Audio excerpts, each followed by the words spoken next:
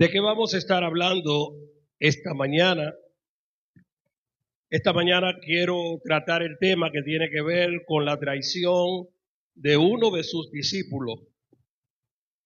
Como todos conocemos, ese discípulo se llamaba Judas. La traición de uno de sus discípulos. Perdón.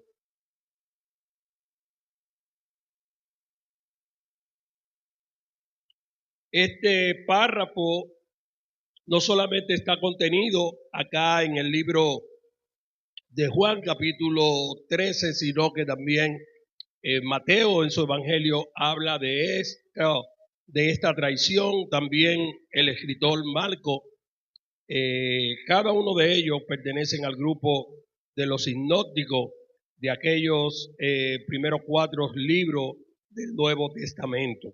La semana pasada estuvimos viendo los versos 1 al 17 sobre cuando Jesús hablaba en el relato de Juan, que cuando llegó la hora de pasar al Padre, hablamos del amor que Jesús tenía por lo suyo, del lavado de los pies, este ejemplo de humildad dado por el Señor para todos aquellos que le seguimos.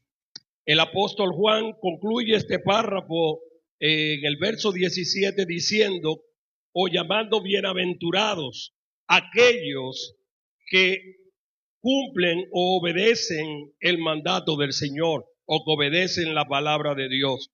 Si tú y yo queremos ser bienaventurados según lo que nos relata Juan, nosotros debemos de cumplir la palabra de Jesús. El verso 17, vemos cómo Juan concluye diciendo esto que acabamos de decir. Dice, ustedes, si sabéis estas cosas, bienaventurados seréis si la hicieres. ¿Cuáles cosas? Las cosas que ya Jesús había enseñado desde el versículo 1 hasta el versículo 16, cuando él concluía diciendo que el siervo no es mayor que su Señor, ni el enviado mayor que el que le envió.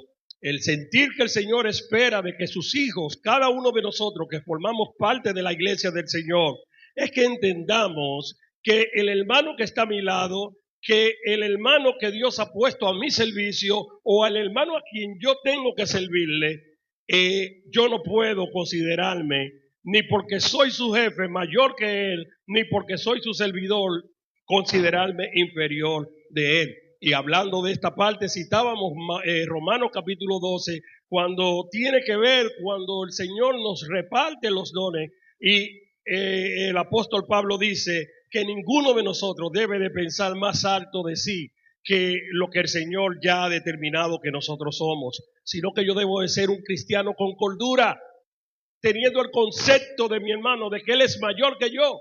Y si mi hermano considera que él es mayor que yo, y yo considero que mi hermano es mayor que yo también, o que mi hermano es mayor que yo entonces estaremos en el rango de iguales. ¿Por qué? Porque cada uno de nosotros entendemos lo que somos y que ninguno está para pisotear al otro ni para maltratar al otro.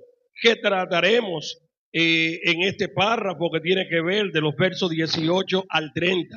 Mucho hemos escuchado, estamos estudiando acá el libro de Juan, mucho en otras ocasiones sabemos, aunque usted nunca haya leído este párrafo de las Escrituras, si alguien a usted le pregunta ¿quién vendió a Jesús? Rápidamente cualquier persona, aunque no haya leído la Escritura, dice Judas. Ahora, ¿por qué Judas traicionó al Señor? ¿Qué es la traición? La traición es la falta que se comete quebrantando la fidelidad o lealtad que se debe de guardar o tener. Cuando nosotros hablamos de traición, que es lo primero que estaremos viendo basado en este párrafo de las Escrituras, nos referimos que cuando decimos que alguien traiciona a otro, estamos hablando de que es una falta que se comete hacia la fidelidad y la lealtad que yo debo de tener hacia esa persona a quien yo decidí traicionar. Y en palabra de Jesús, los versos 18 al 19 dice Jesús hablando de esto para introducir lo que iba a acontecer con él. Recuerden que en el escenario que estamos, Jesús está cenando. Hemos dicho que Jesús ha apartado 3 capítulos para tener una comunión íntima, de demostrar un sentimiento, de demostrarle a aquellos a los cuales Él escogió lo especial que ellos eran para Él. Y este Señor, nuestro Padre Celestial, nuestro Señor Jesucristo, muestra su amor, como dice el capítulo 13, el primer versículo, que dice que a los que Él escogió, los amó hasta el fin. Y de eso nosotros hablábamos la semana pasada, que el amor de Dios no es un amor que se limita. El amor que Dios tiene para contigo y conmigo es un amor que no tiene fin. Es como la vida eterna que Él nos regala cuando nosotros nos encontramos muertos en el pecado, ajeno de la voluntad de Dios. El Señor entonces, en esa condición en la que nos encontrábamos, mostró su amor. Por pura gracia decidió salvarte a ti y a mí sin nosotros merecer tanto amor mostrado por el Padre. Por eso citábamos la semana pasada Romanos 5:8, que más Dios muestra su amor para contigo y conmigo, que siendo pecadores, porque no es que hemos dejado de ser pecadores, somos pecadores perdonados por la misericordia de Dios, pero vivimos en un cuerpo de carne, un cuerpo que en vez de procurar hacer la voluntad de Dios, esta carne siempre nos incita a fallar a ese Dios que lo ha hecho todo por nosotros. Ahora, esto quiere decir, hablábamos de que no todos están limpios. Aún en medio de nosotros debemos de entender que no todo el que está formando parte de la familia IBCC es salvado por la sangre preciosa o lavado por la sangre preciosa de Jesucristo. Hay gente que están aquí, pero no entienden por qué están. Vendrán gente a nuestra congregación que dirán que son parte de nosotros. Harán lo mismo que nosotros hacemos, pero lejos está de ello conocer al Dios que cambia y transforma corazones.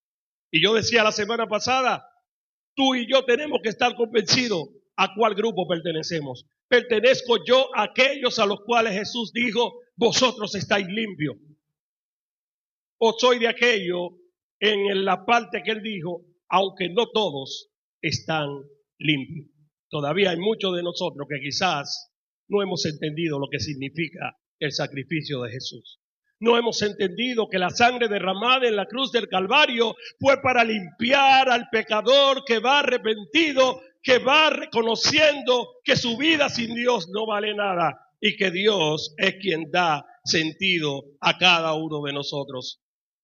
Y es triste ver que en un ambiente donde se supone que todos los que nos reunimos acá somos gente lavada por la sangre preciosa de Jesús, en ambiente como esto, Satanás trata de encontrar cabida.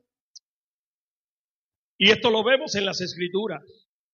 Jesucristo escogió a 12 y entre esos 12 había un traidor. Y ese traidor lo llama la palabra de Dios Judas. Ahora, ¿Judas tuvo más mala suerte que los demás discípulos? ¿Acaso Judas no tuvo la oportunidad que tuvieron los demás? Sí, amado hermano. Él tuvo lo mismo privilegio que tuvo Juan, que tuvo Pedro, que tuvo cada uno de los 11 restantes. Pero él decidió, en vez de hacer la voluntad de Dios, en vez de obedecer a Dios, aunque fue escogido como hijo de perdición, él tenía el dilema o la posición de decidir o agradar a Dios o dejar ser o convertirse en un instrumento del diablo. Lamentablemente tenía que pasar así. Fue el escogido, era el hijo de perdición. Pero yo te pregunto en esta mañana, a ti, amado hermano en Cristo, ¿estás convencido verdaderamente de que tú eres un hijo de Dios?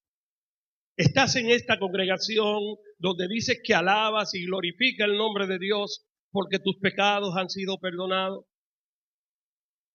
¿Te has preguntado alguna vez por qué Dios me trajo acá? Soy un instrumento en esta congregación para la gloria de Dios.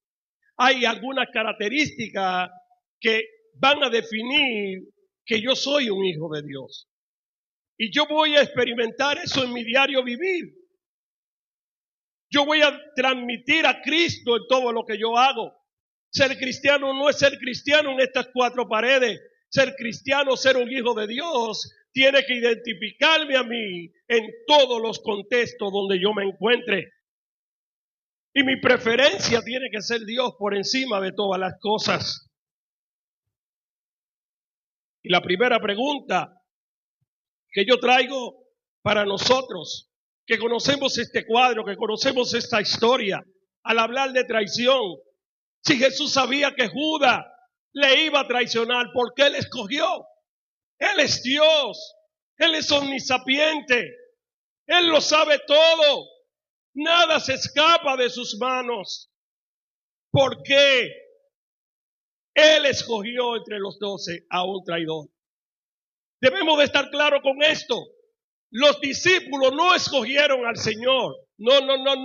Él los escogió a cada uno de ellos. Lo llamó por su nombre. Lo buscó como te buscó a ti, me buscó a mí cuando estábamos descarriados, cuando estábamos ajenos de la voluntad de Dios. El Señor puso su mirada en nosotros. Y el Señor conoce el corazón de todos los que estamos aquí sentados y de mí que estoy de pie. Y Él sabe nuestros pensamientos. Él conoce nuestra conducta. A Él no le podemos engañar, como dijo el apóstol Pablo allí en Gálatas. Dios no puede ser burlado.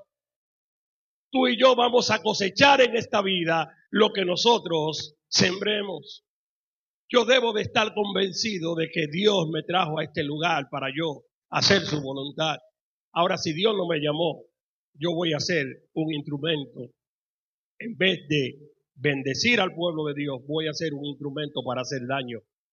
Quizás pueda ser aquel enemigo que Satanás ha colocado en medio de la iglesia para crear división, para causar confusión, para desviar a la gente del buen camino de Dios. Si Jesús, que escogió a cada uno de sus discípulos siendo Dios, Él podía identificar que Judas era un traidor. Sí, Él lo sabía, porque Él se lo demuestra desde que leemos el capítulo 13, desde que comenzamos en el primer versículo. Jesús comienza hablando y dice Juan capítulo 13, antes de la fiesta de la Pascua, sabiendo Jesús que su hora había llegado, y hablábamos de esto, de que Jesús ya estaba claro, de que le quedaba poco tiempo, ya se iba a cumplir la profecía, y que Él tenía que ser sacrificado, de que Él tenía que volver al Padre, de que Él tenía que pasar de este mundo. Ya se había acabado su estadía en la tierra, humanamente hablando. Aquel Dios hecho carne, como dice el versículo 14, habitó entre nosotros. Y Juan dice que no habitó como cualquier persona, sino que vimos su gloria. Y no cualquier gloria, no una gloria ficticia como muchos tratan de vociferar por ahí. Era una gloria verdadera. Dice gloria como la del unigénito, como del único Hijo de Dios. Y se reveló a toda la humanidad. Y dice que a los que Él escogió, a los suyos, a los que estaban en el mundo, los amó hasta el fin. Y cuando cenaban, el diablo ya había puesto en el corazón de Judas Iscariote, hijo de Simón, que le entregase. ¿Por qué yo digo, siendo Jesús Dios, que escogió a los 12, por qué escogió un traidor? Hay algunos detalles que nosotros tenemos que ver en las Escrituras acá. Dice que mientras cenaban, el diablo ya había puesto en el corazón de Judas entregar al Señor. Tú puedes estar con nosotros. Tú puedes decir que eres un hijo de Dios, pero tus hechos, tus acciones tienen que demostrar que verdaderamente tú eres un hijo de Dios. Porque si Dios a través de su Espíritu Santo no dirige tu vida, Satanás va a entrar a tu corazón y te va a poner a hacer lo que no glorifica a Dios. ¿Qué fue lo que pasó con Judas? Dice, quiero que vayamos al capítulo 6 los versículos 69 al 71. Y dice la palabra de Dios allí, este pasaje ya lo vimos anteriormente en una de las predicaciones que hemos estado teniendo, los que hemos pasado por acá, o sea, el pastor Leonardo o yo, o otro de los que le tocó el capítulo 6. Y dice, para que todos veamos que el Señor todo el tiempo estuvo consciente de a cada uno de los 12 que Él escogió, quienes eran, y que Él fue quien los eligió, y que el Señor no fue engañado. El Señor conoce la intención de tu corazón y el mío. Por eso, mi hermano, yo quiero que te quede en la cabeza, tú tienes que estar consciente si estás en este lugar porque Dios te llamó. Que estás en este lugar porque eres un hijo de Dios. Que estás en esta iglesia para hacer la obra de Dios. Porque si está para lo contrario, si está para dividir, si está para dañar, si está para maltratar, si la gente en vez de ver a Dios a través de ti, en tus acciones y en tu diario vivir, ojo, quizás Satanás está llenando tu corazón y no te estás llenando de la palabra del Señor. Juan capítulo 6, versículos 69 al 71 dice, cuando nosotros pensamos en Jesús a la hora de escoger a sus discípulos, que si Él lo conocía, sí, Él lo conocía, y esto es lo que nos dice Juan. Nosotros hemos creído, dicen los discípulos, al Señor hablando con ellos en voz de Pedro, que era quien siempre tomaba la voz cantante, y conocemos que tú eres el Cristo, el Hijo del Dios viviente. Ahora la respuesta de Jesús. Le respondió Jesús, ¿no es escogido yo a vosotros los 12? Y uno de vosotros es diablo. ¿Ustedes saben de quién estaba hablando? Estaba hablando de Judas Iscariote, hijo de Simón, porque él era el que le iba a entregar y era uno de los 12. Fíjense cómo iban pasando las cosas.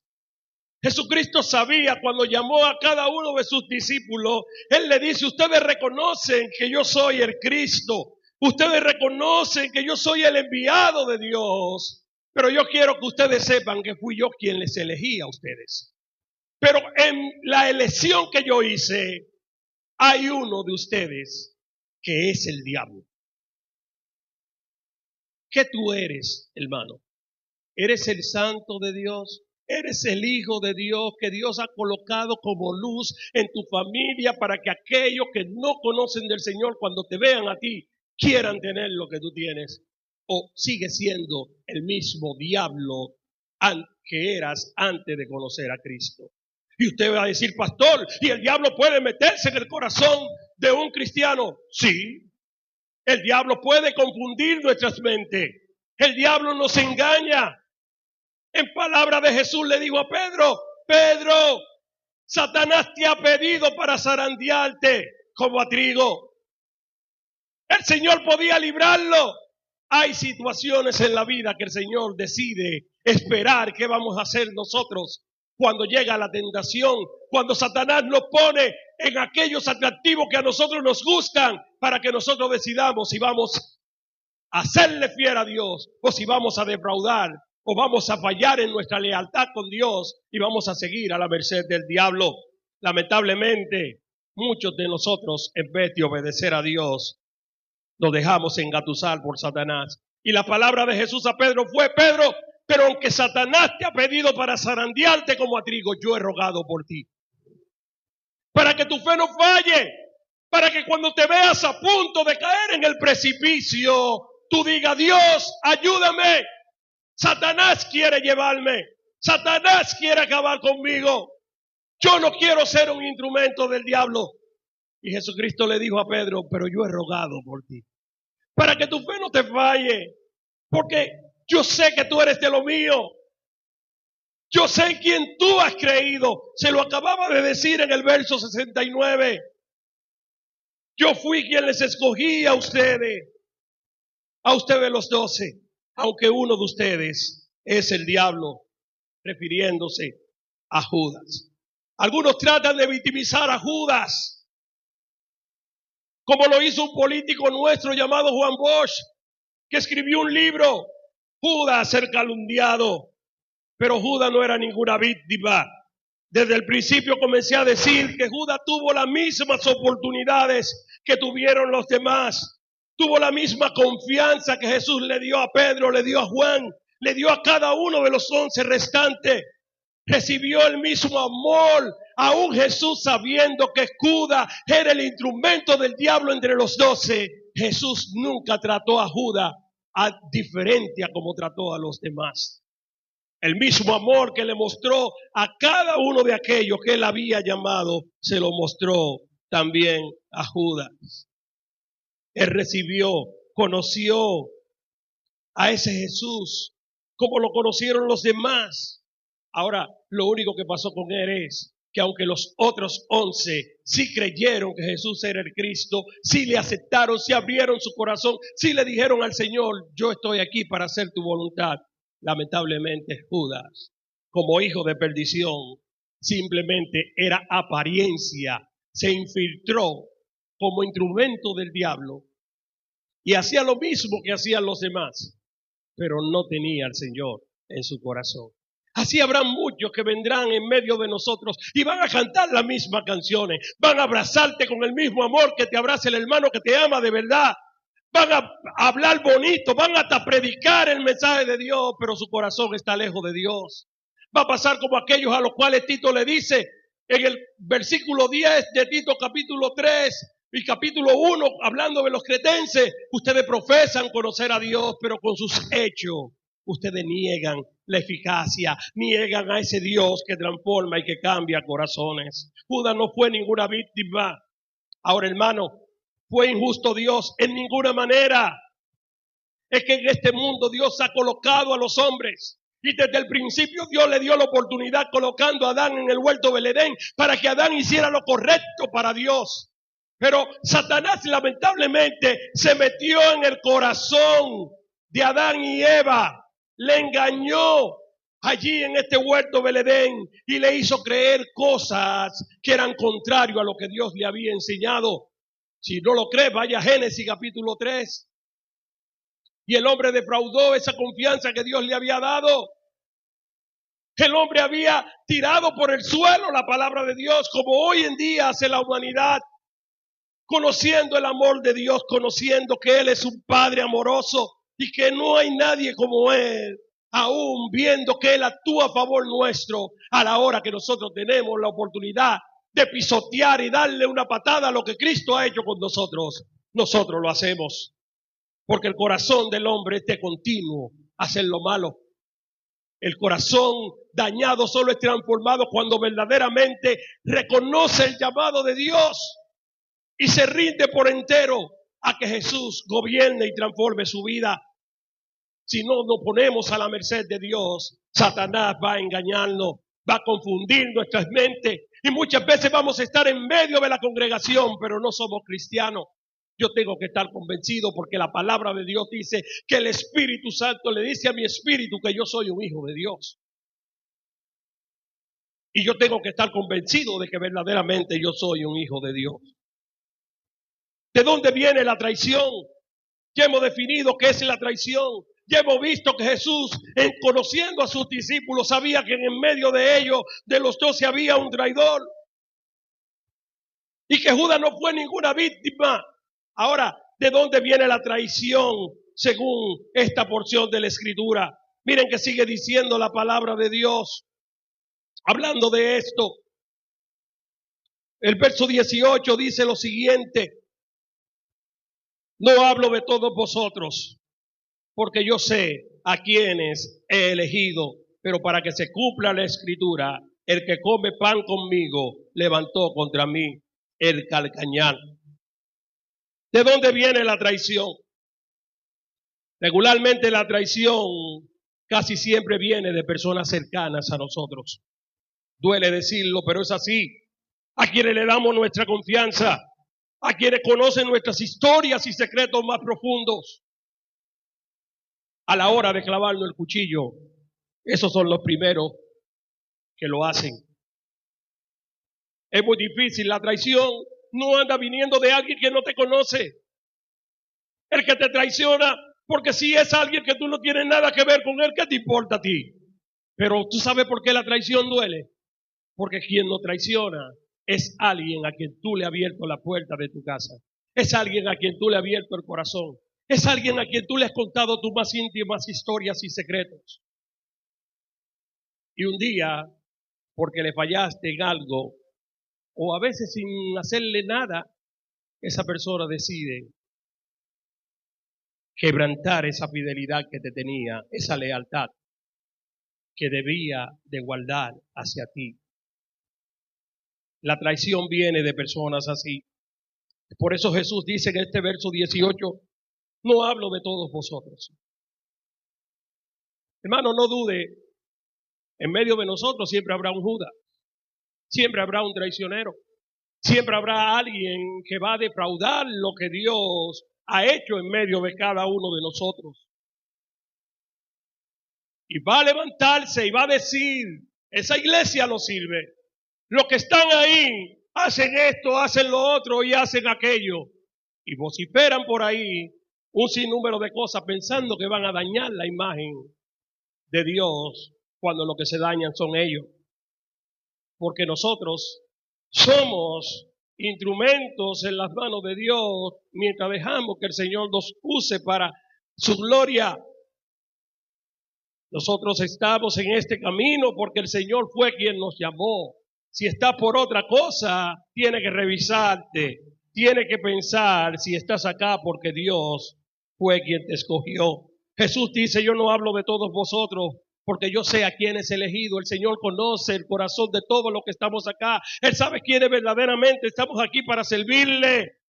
Mas para que se cumpla la escritura, el que come conmigo levantó contra mí el calcañar. Quiero que entendamos que cuando Jesús dice para que se cumpla la escritura es para que se cumpla el plan de Dios, el plan que ya Dios había establecido, que iba a haber un traidor que entre los 12 iba a defraudar al Señor, que iba a fallar a esa lealtad que tenía que tenerle al Señor, que aunque el Señor le había dado confianza, que aunque el Señor le había dado amor, esa persona no estaba ahí para recibir eso, sino estaba esperando el mejor momento para enterrar el cuchillo y destruir aquel que consideraba su amigo.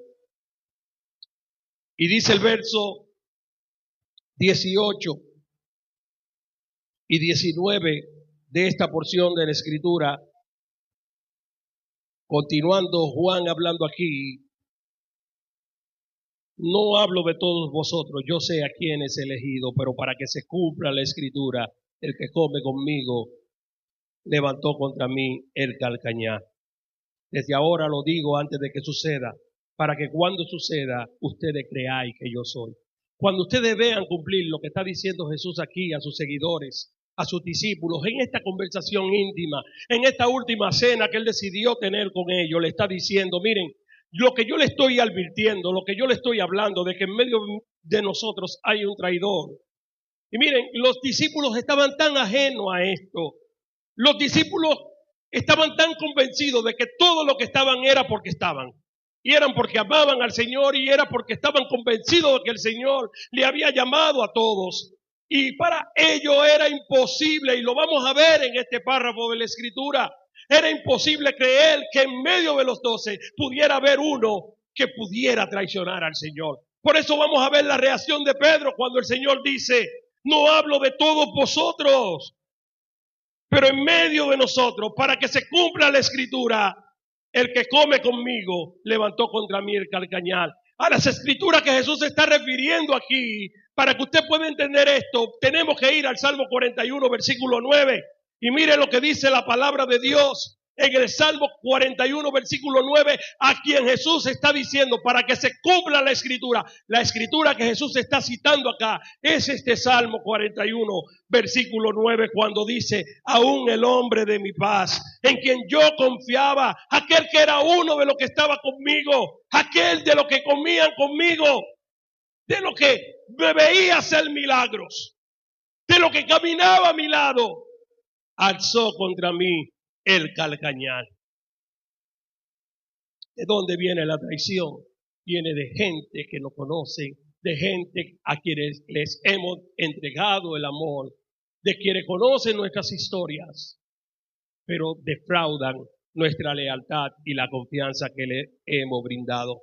Este Salmo 41, versículo 9, el salmista David se está refiriendo a alguien que él consideraba su amigo llamado Aitofel.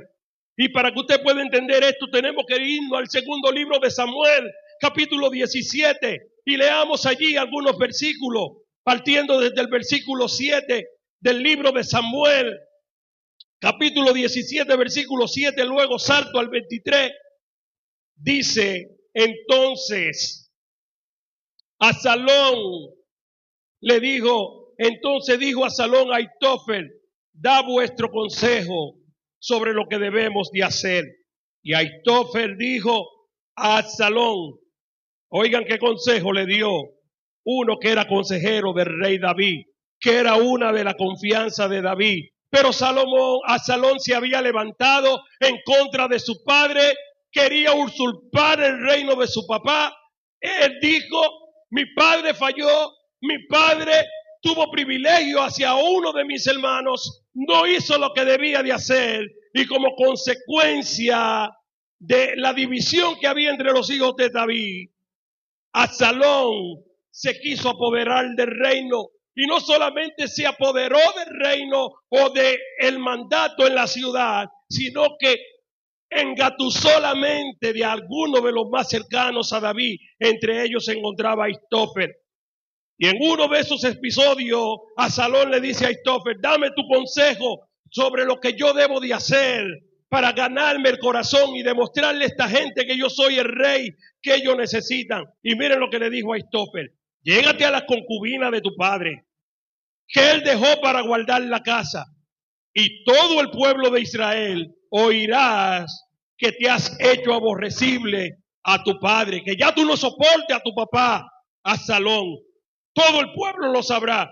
Y así, cuando el pueblo sepa que tú no soportas a tu padre, se fortalecerán las manos de todos los que están contigo. Entonces pusieron para Absalón una tienda sobre el terrado, y se llegó a Absalón a las concubinas de su padre. Cuando hablamos de concubinas acá, eran de todas las mujeres que David tenía como rey en aquel tiempo. Y como David salió huyendo del palacio por temor a su hijo Absalón, dejó a todas estas mujeres en la ciudad. Y él, con uno de los que era consejero de David, le dice a Absalón, llégate, acuéstate con cada una de ellas, quítasela a tu papá, comete este pecado, para que la gente vea que ya tú no quieres nada con tu papá. Ante los ojos de todo Israel, Absalón se llegó a cada una de estas mujeres. Y el consejo que daba Aitofel en aquellos días, oigan cómo era ese consejo, oigan cómo era considerado el consejo de Aitofel, según el verso 23. Y el consejo que daba Aitofel en aquellos días era como si se consultara la palabra de Dios. Así era todo el consejo de Aitofel, tanto para David cuando estaba cerca de David, antes de defraudar su lealtad, antes de fallarle a David, así como para con Absalón. Si usted quiere conocer más de la historia, le invito a que lea el segundo libro de Reyes, capítulo 16, versículo 20 al 23, donde habla de esto, y también segundo libro de Samuel, 17, versículos 7 y 23. Entonces Usáis, en el capítulo 17, porque los primeros versículos que habíamos leído eran los del 20 al 23 del capítulo 16 del segundo libro de Samuel. Ahora en el capítulo 17, los versículos 7 y 23 dicen lo siguiente: después de este mal consejo que dio Aitofel a Absalón para ganarse la aprobación del pueblo y que reconocieran que él era quien mandaba y que él aborrecía a su papá, miren lo que dice Usai en el capítulo 17, le dice a Absalón en el versículo 7 y versículo 23, entonces Usai dijo a Absalón, el consejo que te ha dado Aitofel esta vez no es bueno. ¿Y cómo era considerada la palabra de Ahitofel según el capítulo 16, los versículos 20 al 23? Era considerado como palabra de Dios. Cuando un rey tenía un consejero, el rey hacía todo lo que ese consejero le decía, porque para ellos era como si Dios le estuviese hablando. Pero Usai, que era otro hombre de Dios, otro que veía un poquito más allá de lo que tenía al frente, se acerca a Salón y le dice: el consejo que te ha dado Ahitofel no ha sido el mejor, no ha sido bueno. Pero Ahitofel, viendo que Absalón no había seguido su consejo, enabardó su asno, se montó en su burro y se levantó y se fue a su casa, a su ciudad.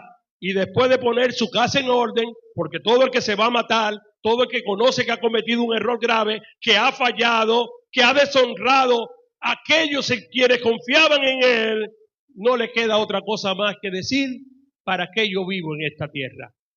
¿Para qué yo sirvo? Y fue lo que pasó con Ahitofel. Ahitofel agarró, se montó en un asno, arrancó para su casa, arregló su habitación, arregló todos los rincones de la casa, cogió una soga y dijo: por aquí es más cerca, y se ahorcó. Si usted va a Mateo capítulo 27, versículo 5, cuando Judas traiciona a Jesús, defrauda su lealtad, cuando Judas vende al Señor por 30 monedas de plata, dice Mateo capítulo 27, versículo 5, arrojando las piezas de plata en el templo, el pago que le dieron, salió y se fue y se ahorcó. Lo mismo que hizo Ahitofel, lo hizo Judas en el Nuevo Testamento. ¿Qué quiero dejar dicho con esto? La traición nunca termina bien. En el caso de Ahitofel como Judas, ambos terminaron ahorcándose. ¿Cuántas desgracias vemos en nuestro mundo por causa de la traición y la mentira del diablo? Solo aquellos que son perdonados por Jesús, que han sido transformados o regenerados por el Espíritu Santo, podemos ser librados de esta trampa de convertirnos en traicioneros, de fallarles a quienes Dios nos ha puesto para serle leales, para serle fiel, y sobre todo nuestra mayor lealtad se la debemos al Señor. La traición nunca va a terminar bien.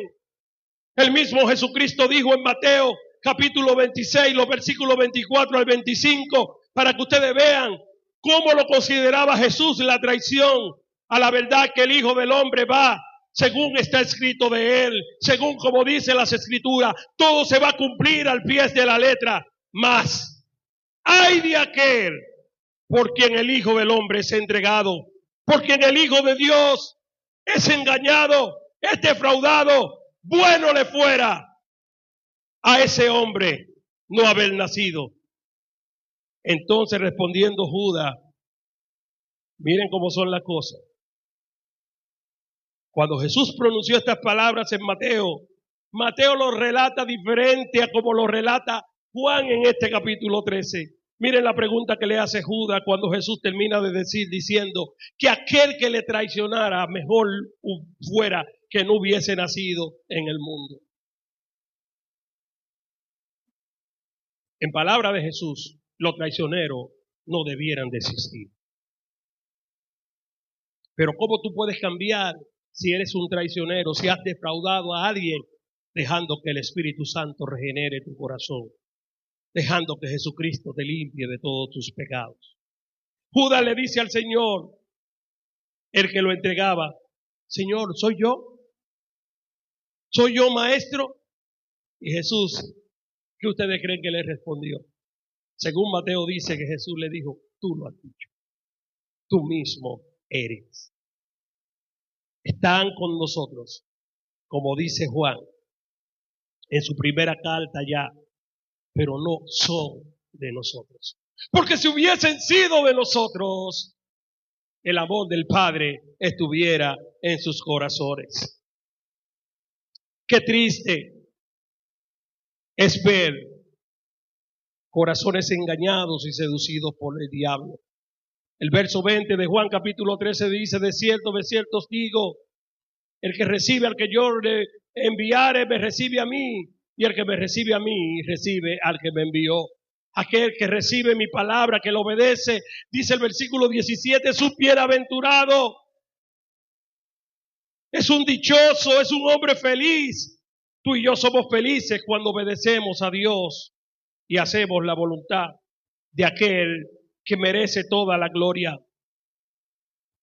No podemos darle cabida al diablo en nuestras vidas, amados hermanos.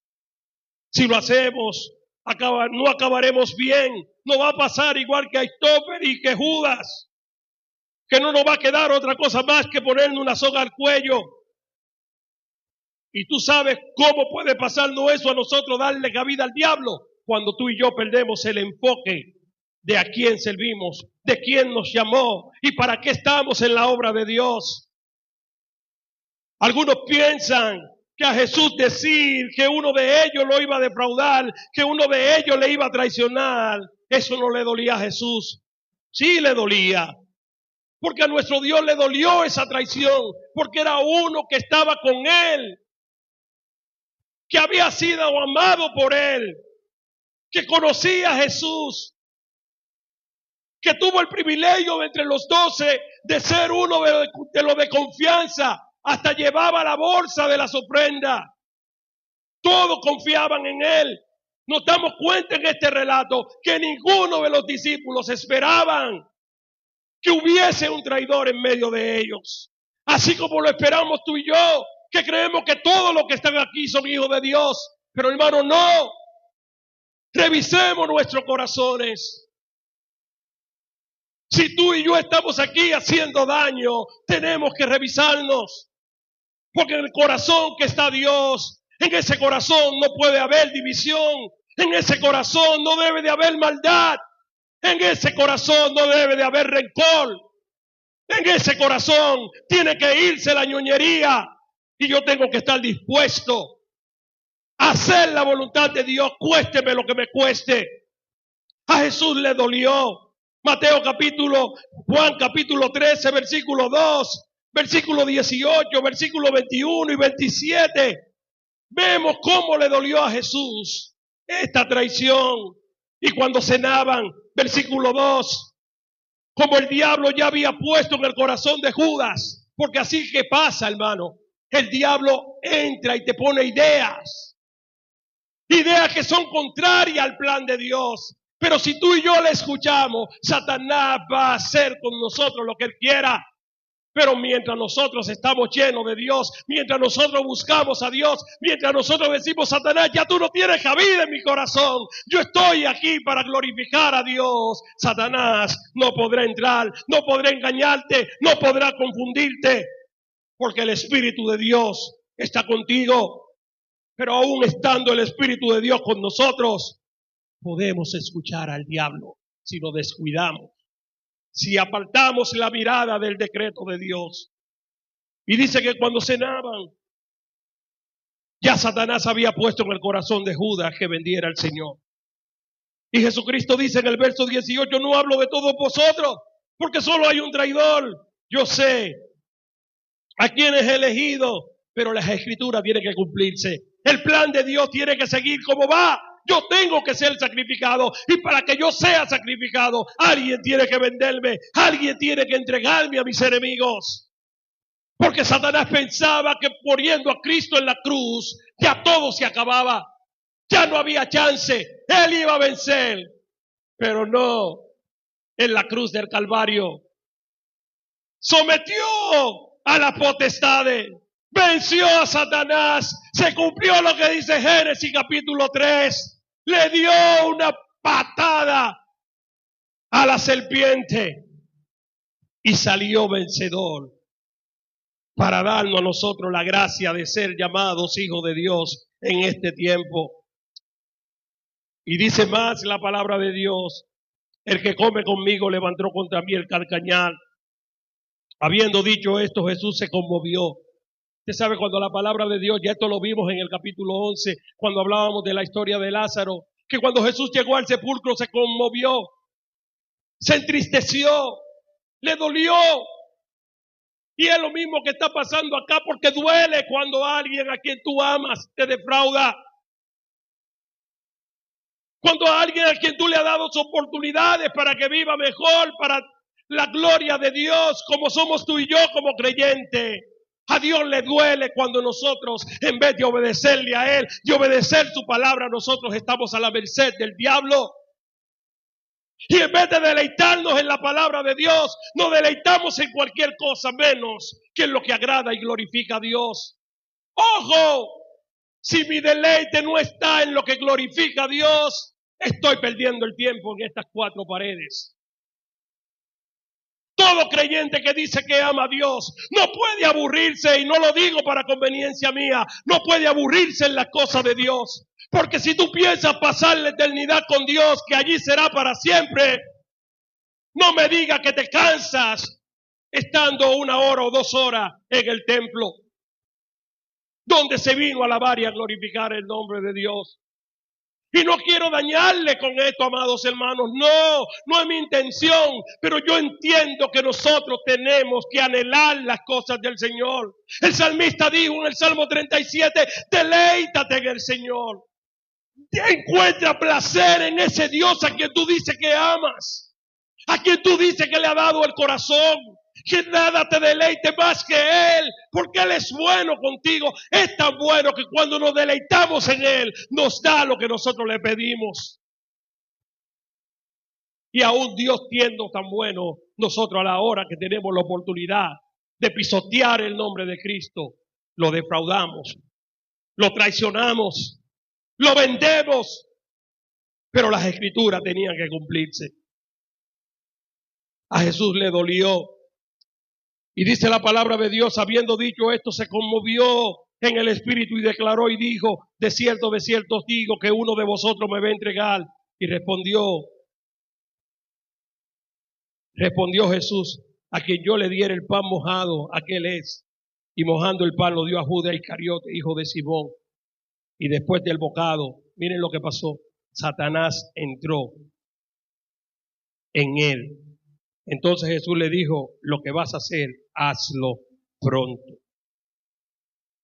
El trato de amor de Jesús con lo suyo hacía difícil creer a los demás discípulos que uno de ellos fuera capaz de traicionarlo. Por eso Jesús pronuncia estas palabras diciendo, el que come conmigo, a quien yo le diera el pan, aquel es.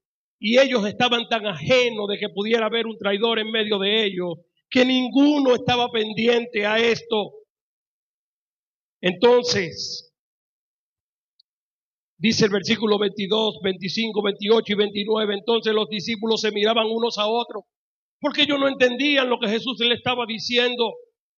Ellos no podían percibir que uno de ellos pudiera traicionar a su maestro. Alguien que había sido tan bueno con ellos.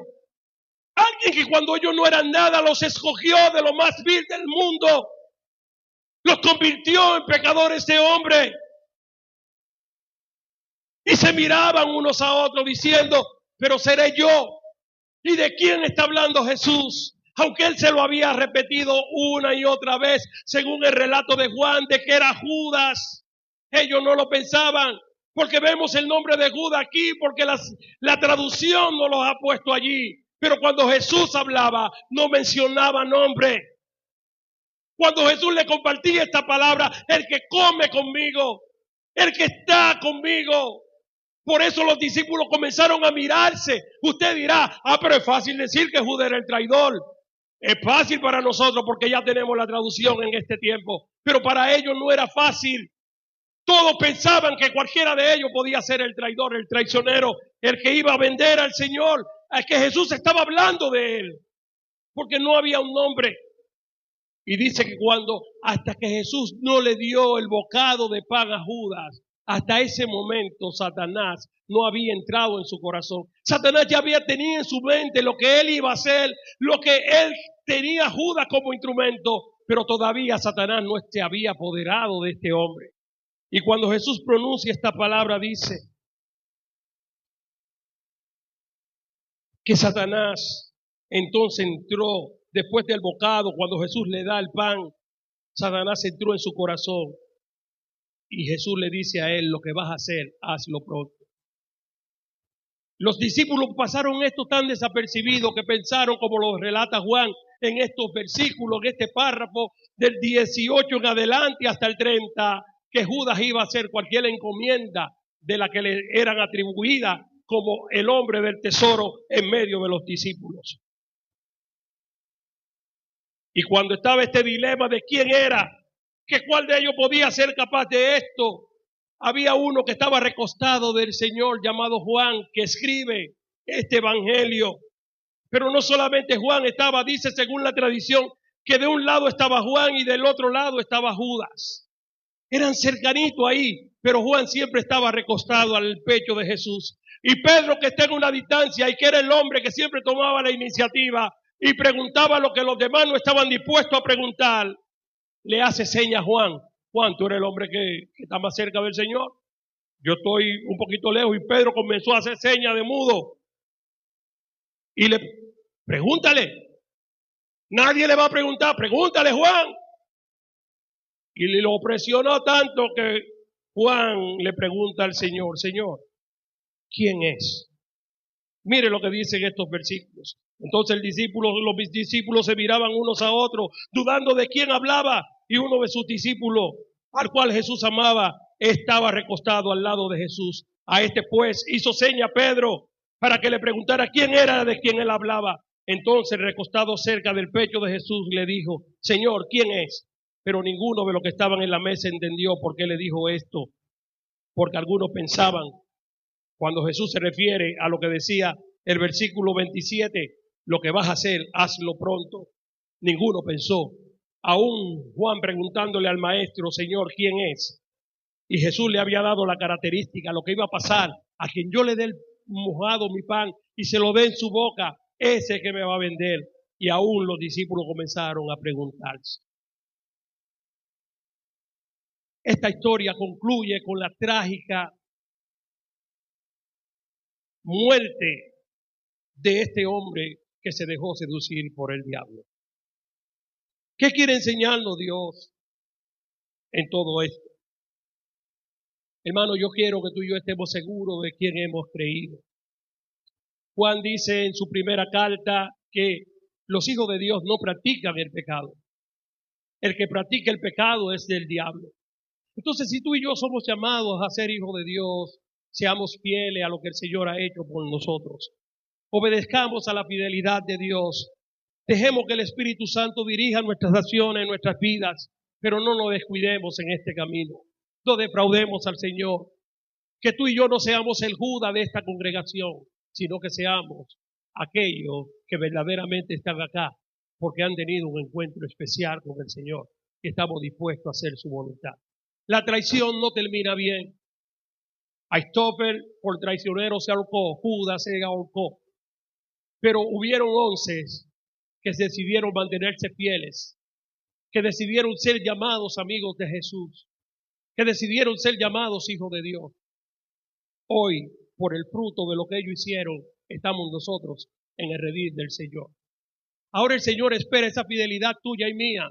Ahora el Señor espera que en este mundo dañado y malvado, donde Satanás se ha establecido para dañar y destruir, para hurtar y engañar al mundo, Jesucristo sigue diciendo, pero yo he venido para que tengan vida y para que la tengan en abundancia. Y ya tú y yo tenemos a Cristo, tenemos vida y la tenemos en abundancia. No defraudemos al Señor. Seamos, si eres fiel, mantente más fiel. Sigamos siendo más fieles, pero recuerda que nuestra vida es para glorificar al único que merece gloria. Y su nombre es Jesucristo, nuestro pastor con nosotros.